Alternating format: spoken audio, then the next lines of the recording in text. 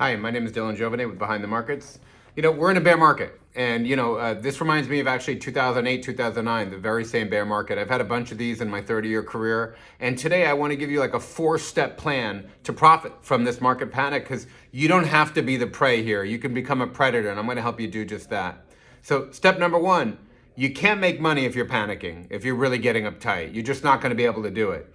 So what I do when I'm investing is I break things into 2 columns. Things I can control, things I can't control. And I can't control the market's going down. I can't control if the Fed's going to raise rates. I can't control whether Goldman Sachs thinks the market's going to go lower or higher. I can't control anything like that. I can't control any of it. The only thing that I can control is how I react to all those events. And that's what we're going to talk about. Step 2, sit down and write a shopping list of stocks. And I mean sit down with a pad and paper and write down a list of stocks that you have watched all these years go higher and higher and higher, that you wished you would have bought 10, 15 years ago. I mean, I did this during the 2008, 2009 market crash. And I remember during the 90s, I watched Starbucks go up and up and up and up and up, and it was always too expensive for me to buy it. So what I ended up doing is it was always on that list that I had, where if the market crashed, I'd be buying Starbucks, American Express, et cetera, et cetera.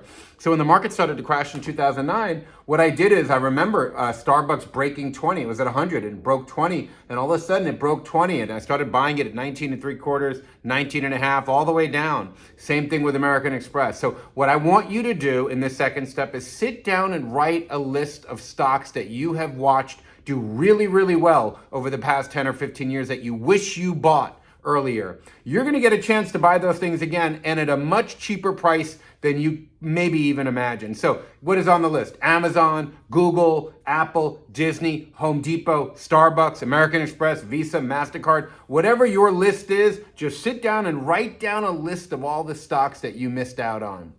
Step 3, sell whatever stocks are keeping you up at night. I mean, if you own a stock that's literally stressing you out, that's actually spinning in your head, sell it. Again, without knowing it, sell it down to the sleeping level. Sell it down to a level that gets you a good night's sleep.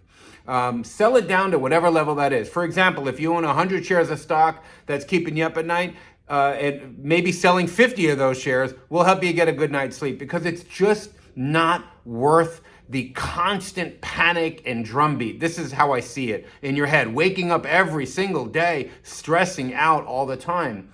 And finally, the fourth step, or the fourth suggestion I make, is get ready to pounce. So you have you've unplugged from financial media because you realize you're not in control of any of it. You're chilling out a little bit. You've written down your list of stocks that you really wish you would have bought way back when. And third, you're actually going to get rid of any stocks that are keeping you up at night. Now, the fourth step is get ready to pounce. This is an opportunity to actually get cash, start hoarding and putting together some cash.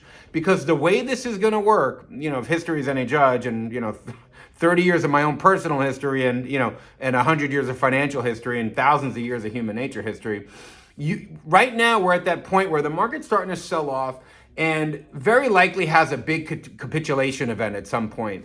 Now, in 2008, the market started to sell off, and it went from 15,000-ish down to 9. But in March of 2009, it broke 9,000 and went to 6,300 one day.